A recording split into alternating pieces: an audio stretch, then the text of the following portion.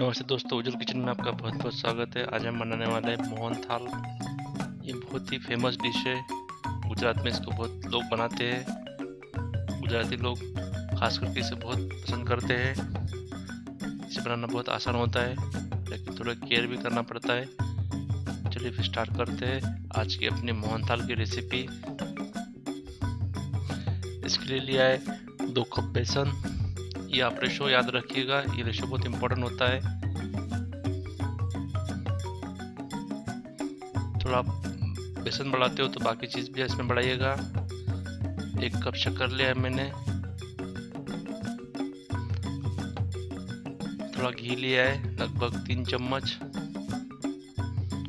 और उसके साथ जायफल लिया है और 5 इलायची लिया है। जायफल का थोड़ा सा 3 पिंच तक आपको यूज़ करना है।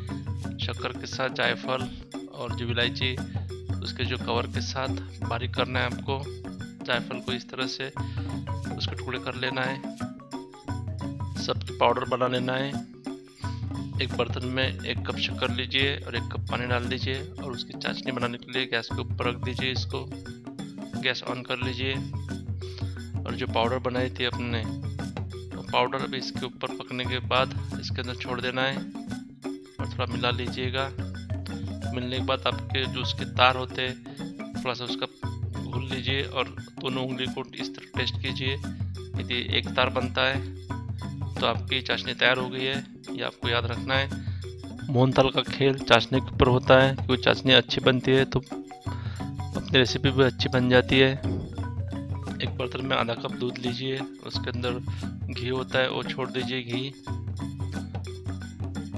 देखिए, घी इसके अंदर मिक्स कर दिया है। दूध थोड़ा गर्म होना चाहिए ताकि घी उसके अंदर पिघल जाए। जो अपना बेसन है उसके ऊपर भी घी और जो दूध है उसका घोल उसके अंदर छोड़ दीजिए ऊपर से। उसको अच्छी तरह मिलाइए। अभी मिलने के बाद जो भी आटा गूनेगा, आटा बनेगा, वो एक दूसरे के साथ जुड़ना चाहिए, नहीं तो आप उसमें दूध ज़्यादा ले सकते हो।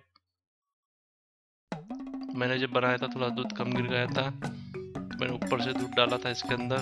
ये देखिए, ऊपर से और थोड़ा दूध डालिए और इस तरह से उसकी कंसिस्टेंसी होनी चाहिए। इस तरह से आटा अपना रेडी हो गया है। इसको ज़्यादा गूंदना नहीं है।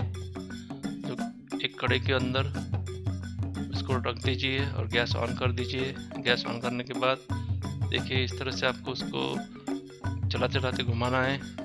तो जो आटा होता है वो सब अलग अलग हो जाता है। नहीं होता है तो आप उसके लिए स्मैशर होता है, स्मैशर भी यूज़ कर सकते हो। लगभग 10 से 15 मिनट तक आपको इसको पकाना है। पकाने के बाद इसकी जो आटे की कंसिस्टेंसी होती है, थोड़े से छोटे छोटे गोले बन जाते हैं। इस तरह से आपको चलाते चलाते पकाना है। बीच बीच में इसमें गोले में फोड़ते रहिए। थोड़ा ये टाइम कंज्यूमिंग है, लेकिन बहुत ही टेस्ट अच्छे आते हैं इसकी। ये रेसिपी बनाना थोड़ा सा हार्ड वर्क है, लेकिन बहुत मज़ा आता है इसमें बनाने के बाद। कुछ रेसिपी अच्छी बनती है तो बहुत अच्छा लगता है। ये देखिए, अभी आप इसमें स्मैशर यूज़ कर सकते हो यदि आपके गोले नहीं फूट रहे। इस तरह से आप वो यूज़ करना है, स्मैशर। आप यदि मेरे चैनल पर पहले बार आए हो तो मेरे चैनल को लाइक सब्सक्राइब कीजिए, अपने दोस्तों को शेयर भी कीजिए। एक बर्तन को घी से ग्रीसिंग कर लीजिए।